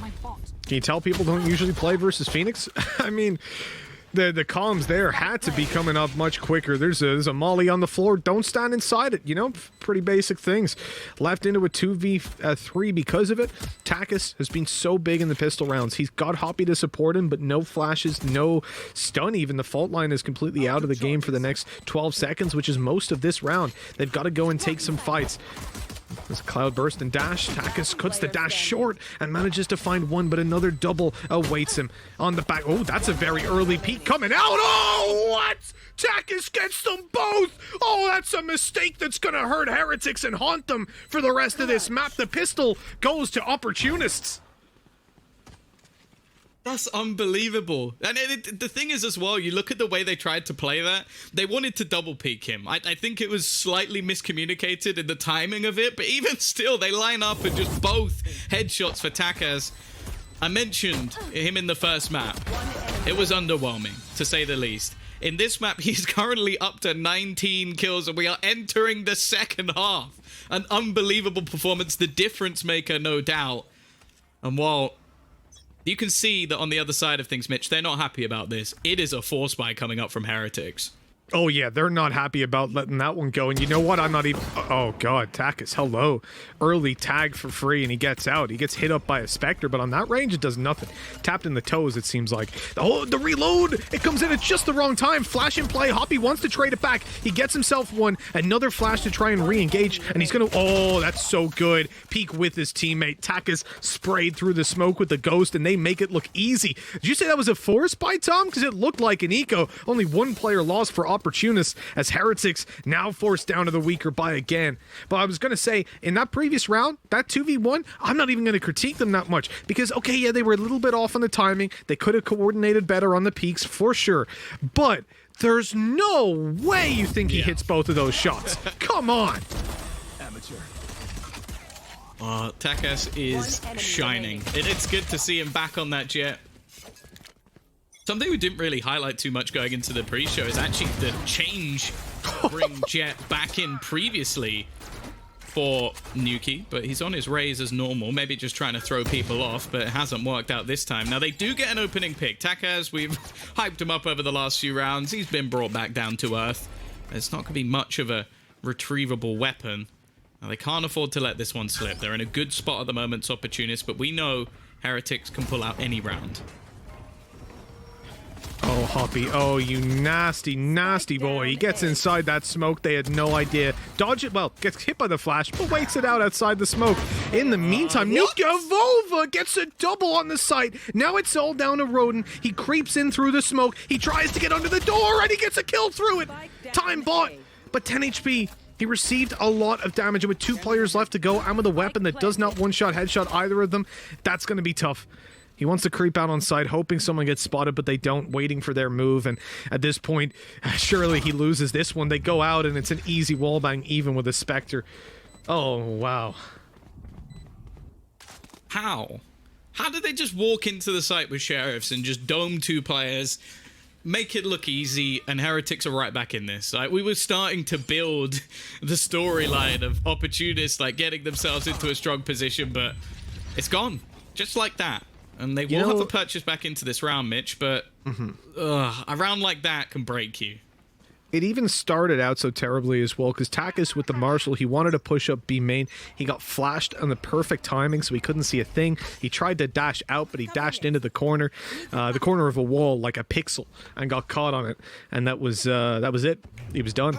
Done for. Lose a player straight off the bat, and, well, you got pressure on B, you've got to rotate, you lose a lot of control. One man pushed up A, the other covering him, that's short open, they get in, and it's all over and done with. It was a very nice round by Heretics. But they took advantage of Opportunists taking some aggressive positions. Now Opportunists with the rifles. This is where they need to make it work. Takas, I'm surprised, honestly, that he goes for the Operator at this stage. With one of his teammates, especially being Akuma, who liked to play so aggressive, being on a Spectre, I probably would have preferred him just, allow him to have a proper rifle. Your, I don't know, the Vandal, I guess. That's what they seem to play with for the most part. And Takas popped the knives, but hey, with that Operator, he's been sick. But holding the A side, it doesn't look like he'll get many opportunities. And in fact, Tom, there's 3 players towards A, including the Killjoy. So they have very little to defend this B side. This is the weakness of the defense, and it's exactly where Heretics are going. Yeah, the initial read they had seemed decent, but the rotation coming in, they did set up for this retake. And they do have the Rolling Thunder available to them. In fact, that's going to deny the push completely. And the peek back out from Hoppy. This Killjoy is going to do absolutely nothing, because now the defenders can already start their retake. They can already start to put pressure on before the spike's even gone down. There's seconds to spare, but the second lurker Empora has done so much. The push through, they almost line up. And Rubino, he's got to get onto that spike. He needs to get it down right now, and the knives come through from Takas. He will clutch out the round. The ultimate combination from Opportunist, and they will steal themselves a 9th.